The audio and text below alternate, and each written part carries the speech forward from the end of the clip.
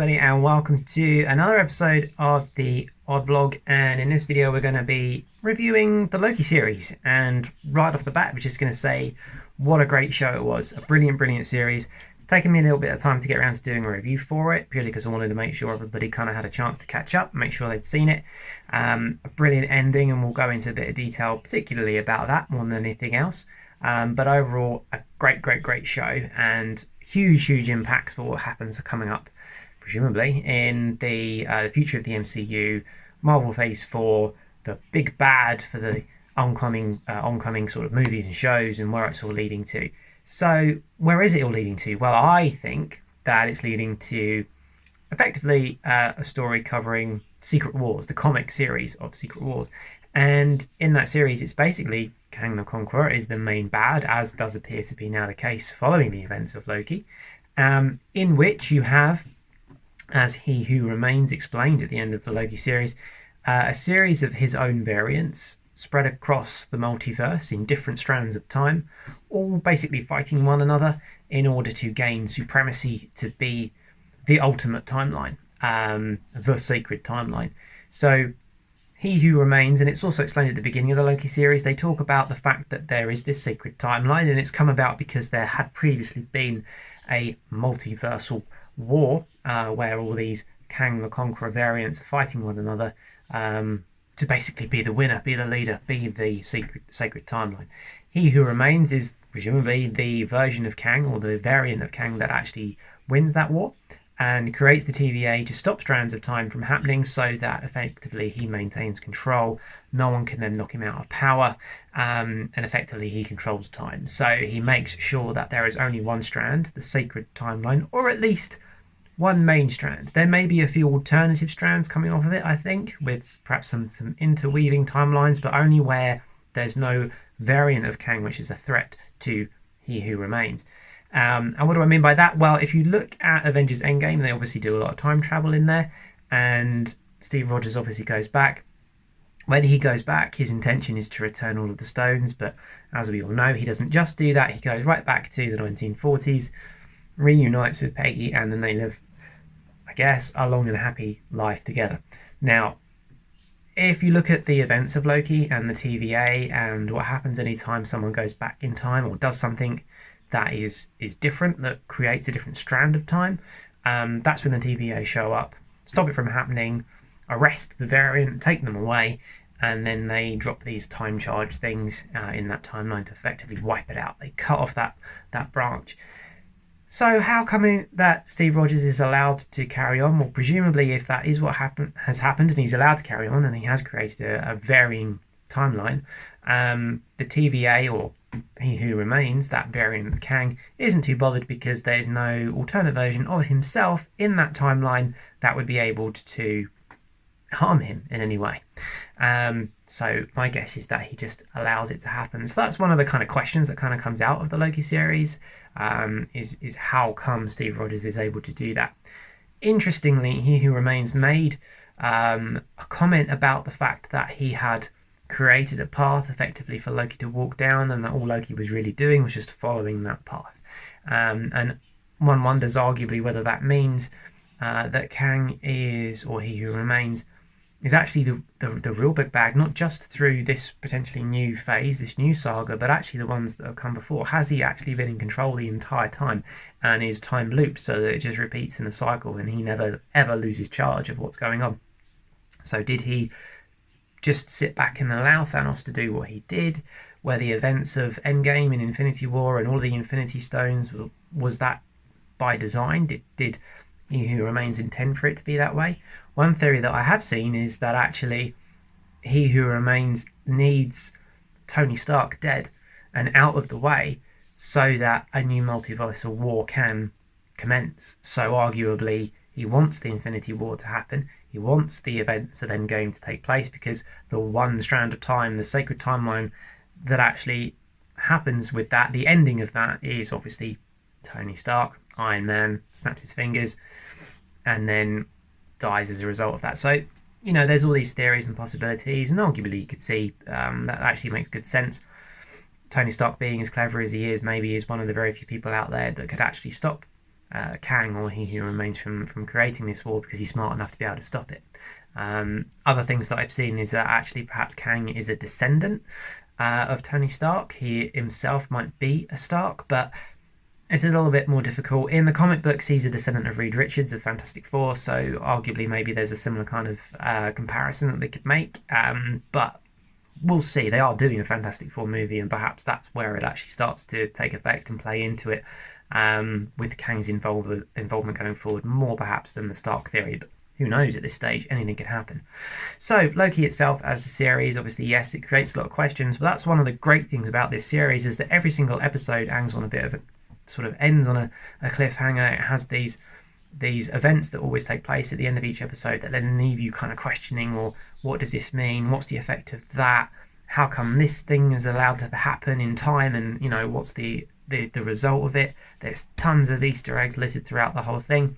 And as you're going along, you're kind of picking up the clues all the way that it's leading to Kang the Conqueror. There's lots and lots of hints from the characters that are in it to things that you see, things that are said. It's always kind of hinting at that kind of, Kang is going to be the guy at the end of this, and he's the person who's really in charge, particularly with the whole kind of Wizard of Oz style that they had of there being like a big bad behind the curtain, sort of pulling the strings, of the timekeepers that obviously didn't turn out to be anything more than androids. So you always knew that there was going to be something else behind the curtain, you just didn't know who it was, but everything was shouting Kang. Now the difficulty is that because in WandaVision everybody was shouting Mephisto, it kind of led you to think, well, actually maybe they're just doing the same sort of thing, loads of red herrings, keep you guessing, make you think that it's going to be one thing when it's something completely different. But no, they did go ahead and do it. I was wrong. I said that there probably wouldn't be a reveal of Kang the Conqueror in a Disney Plus series. I thought that having a major reveal of a big bad character, the big bad for the next load of Marvel phases, wouldn't come out in a show, it would come out in a film. So I was very surprised to see that they did that, particularly because the actor, whose name for the life of me I can't currently remember, but the actor who played He Who Remains had said that he had no involvement in Loki. Now that was obviously a lie, that's fine. But interesting that, yeah, obviously he was cast in it, did an incredible job of it. Actually, I had to say the way that he portrayed He Who Remains was undoubtedly gripping. Really, really well done. Really intriguing as a character. And I think for that actor and for us as an audience, it's going to be really interesting to see how each of the variants that he portrays are different. How do they vary? He could have such a range in terms of the way he portrays that character, each variant being a different style, a different version. And it's almost limitless to the way that he could portray each different type of variant and the character that he puts into it, which must be fascinating as an actor to be able to do that and have such a free range, such a broad spectrum of personality that he can put into a particular variant of this one character. So it's going to be really interesting to see. And there again, how many of these variants are we going to see? When are they going to come up? Well, we know he's definitely cast in Ant-Man and the Wasp Quantumania, or Ant-Man 3, I think it's just easier to call it. He's definitely going to appear in that. Will he appear in other things? Well, potentially. It's not impossible that as we go through, we've got obviously Doctor Strange in the Multiverse of Madness. I would hedge my bets and say that maybe he would appear in that. And a couple of other things as well, just because these different variants are going to pop up all the time. And I think we will see a lot more of him, not just in the films that we know that he's in. I think he's going to appear in quite a few. There's also going to be a Loki series 2, so potentially that's going to tie in with this whole saga as well. And again, it's going to be fighting against Kang when the season finishes. Loki goes back to the TVA and finds that everybody there doesn't know who he is. So already we've seen that he's gone back, but he's gone back presumably into a different strand of time, and it's within minutes of effectively the multiverse opening up. And that's really what this series has been leaning to. It's the multiverse. It's the creation, we assume, of the multiverse saga, which we've had the Infinity Saga before. Now we're into the Multiverse Saga, and I think, Secret Wars is where it's heading, where we have competing and warring timelines fighting against one another. Now in the comics, that's really well done because it means you get different versions of the same character fighting each other. So, for example, Captain America versus himself, Thor versus himself, so on and so on and so on. Now, we've already seen that to some extent. We've seen Vision fight himself. We've seen Captain America fight himself. In Endgame, he did that. So, there are times where we have actually seen that happen before. But interestingly as well, I think it's ever so slightly different with this compared to what they do in the comics, because there are characters that I don't think they'll be able to bring back.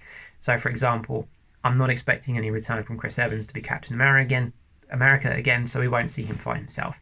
We're not going to see, I don't think, Robert Downey Jr. again, so we're not going to see Tony Stark fighting against himself across multiple timelines. And same again for Natasha Romanoff as Black Widow. Scarlett Johansson, really unlikely that she's coming back. We'll get onto that later. But yeah, there's going to be a difference in the way that they do it from the comics. There always is a slight difference because certain characters are in the comics that don't come up in the films, either because they've not been done yet or just because it's perhaps a character they don't need to use, or they use different characters for different things, but ultimately it's the same broad storyline. So in Secret Wars, it's going to be interesting if it is heading that way, quite how they do it. Now, what Loki shows us is that actually it would be possible in theory to do something along those lines and have different versions of the same character fighting one another, because you get different variations of Loki fighting one another in one scene. You get President Loki, you get Gator Loki, you get Kid Loki, you get Madam Loki or Sylvie, as well as the Loki that we know. On top of that, there's also the Loki from the actual timeline that we've seen, who's a different variant as well, or the main one. So, you get all these different ones, all from different timelines, and effectively they all want to win as Secret Wars goes through. So who knows what's going to happen, but it's going to be really, really interesting. And it's just brilliantly set up. On a complete tangent, one of the things that I did notice, someone called this up, I think on Twitter or in a different video. If you watch back every episode of Loki, each episode has a different colour theming to it, and each colour is a different Infinity Stone. So you've got purple, you've got the blue, you've got the red, you've got the green, and in every episode, the background environment that you see, the colour tones and the colour palettes that they use in each episode represent a different time stone. So if you don't believe me, have a look back and you'll see each episode has a different colour variant representing a different Infinity Stone. It's such a really interesting kind of Easter egg, very, very cool way that they've done it. And once you know those colours are there, once you see them, you can't not see them, if that makes sense. So it's worth checking out, just as a little kind of Easter egg in there for you. So it was just another thing that made Loki really, really entertaining to kind of see which one's going to come next. Now, while we're on the subject of Infinity Stones, that was a major, major kind of thing at the beginning of the series to see them just be used as paperweights. To have such a little reverence and little meaning given to something that people have sacrificed themselves for in the Infinity Saga up to this point, kind of shows you that the TVA is really powerful, so much so that they're not even bothered by Infinity Stones. Second of all, presumably Infinity Stones are only effective within their own timeline, so as soon as you take them out, they lose all power and don't have any effect in an alternative timeline. Now, I thought that was interesting because I had wondered if you were able to go to the TVA, take out a Soul Stone from that drawer of paperweights that they've got, go back to the point in Avengers Endgame where you've got Natasha and Clint on the cliff edge fighting to see which one of them is going to sacrifice themselves to get the stones. Well, what if, let's say, Loki went back to that moment in time, handed one of them effectively the Soul Stone and said, there you go, neither of you needs to die, you can get on, you can get back, you've got the Soul Stone, so now you can carry on, no one needs to sacrifice themselves. Well, A, it won't work because B, if the Infinity Stones only work within their own timeline, then the only one that's going to work for the Avengers in that story is the one they have to sacrifice themselves for. So that's the first point. The second point is that ultimately there was only one timeline where the Avengers could win. That's what Doctor Strange says. There's only one way. Therefore, Loki turning up and doing something different means that the Avengers probably would lose. Thanos would end up being the winner of Endgame, of the Infinity War, and so on and so forth. A really interesting theory, and one that I'd quite like to see outplayed in a What If show. That series is coming up next. I don't think we will, but I think it'd be really interesting to kind of play on that and just have a look at it and explore it. I'd love to see different versions whereby people are going back in time to try and alter the events to save, say, Tony, Natasha, Vision, whoever it might be they want to save. Wanda could do it, for example, but ultimately fail because what they do is they go back to save their friend, they do it, but the result of that is then that Thanos wins. And I'd love to see the fallout from that. We know that one of the episodes coming up on What If is what's going to happen if Ultron wins. In other words, if he has the Infinity Stones, and the fallout from that. So in other words, an alternative ending to Age of Ultron. So that's probably the one I'm looking forward to most out of What If, but that's for a later discussion. Back to Loki itself. Now, one of the things that it's been criticised for, and I think is kind of not an issue myself, they didn't really like the kind of romance side of it between Loki and Sylvie. Some people also said it was particularly weird because they're effectively loving each other, but they are versions of themselves, so they're in love with themselves. Well, let's not forget that Loki is kind of the kind of character that would do that. The only person who he could actually have feelings for and fall in love with is effectively himself. So they've actually played on the character of Loki very, very well in allowing that to happen. And realistically, what they're getting back to is that him falling in love with somebody was a Nexus event. And that's quite a powerful statement, I think, that it could create that and, allow this different strand of time to take place whereby Loki ends up creating the multiverse. So a fantastic thing, I think. It never really bothered me in the slightest. Some people I know don't like it, but I thought it was fine. Never really caused any concerns for me. So yeah, a few other things about the Loki series that I thought were quite they stood out to me quite a lot. I mentioned that there's a lot of Easter eggs in there. There are tons of Easter eggs, particularly in one episode where they go to the Void, this random place in space and time where stuff just gets dumped when it effectively gets pruned. You've got so much in there. The Thanos copter, Thor. The frog version of Thor is really funny. Obviously, you've got Loki, Gator Loki, whichever way you want to say that. Classic Loki as well was really cool with Richard E. Grant. I thought that was a brilliant character. I'd actually really like to see him come back in some form or another. You've got Thor's hammer. I'm never going to pronounce this properly. The hammer makes an appearance as well. That's on there too. You've got a statue to the Living Tribunal, who's another character in Marvel. Thanos copter, as we said. There was a helicarrier with the not the Shield logo on it, with the Hydra logo all over it. So that was really cool. Broken up versions of Avengers Tower. Even one version of Avengers Tower in there that had a company name on it that is associated with Kang. So, these huge, great big Easter eggs that are on there, which all the way you're going through, there's just, more and more of these references to Kang. You just think it's got to be. And after, I kind of think a lot of people were let down that Mephisto didn't turn up in WandaVision. It was great to actually finally have all these fan theories kind of be right, be correct. And I think that's one of the reasons why people love the show. So that was really, really great to see. And all these different things. And going forward, hopefully we're going to see a lot more of these things. Will the Living Tribunal actually turn up? Will he be a proper character? Well, who knows?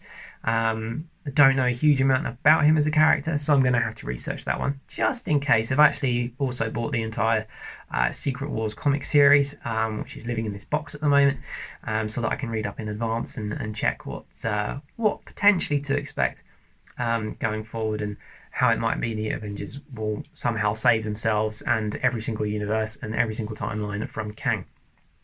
So yeah, overall, I just thought Loki was brilliant. Really, really well done. Tom Hiddleston is just great. Every single episode, he absolutely nails it, as he always does. I know he himself is keen to keep playing Loki for as long as possible, and I'd love him to, and I'm really glad that there's going to be a season 2. I think it'll be brilliant to pick up from where we leave it off. And I hope that Owen Wilson obviously will make a return, because his character is absolutely fantastic.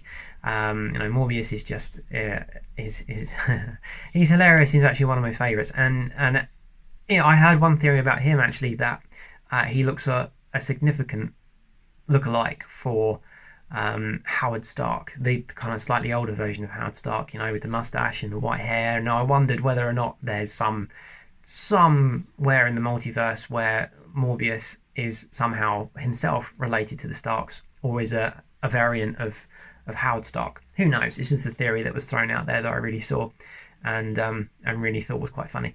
The other thing as well, Peggy Carter. Now, does she turn up? Because in one of the episodes quite early on, we see someone who looks suspiciously like Peggy Carter being pulled through a time door. Now, it might not be her. I don't think it's been confirmed one way or the other. The creators of the show have neither confirmed nor denied. And it's possible that, of course, maybe they did go back and they did stop Steve and Peggy from carrying on their alternate timeline together.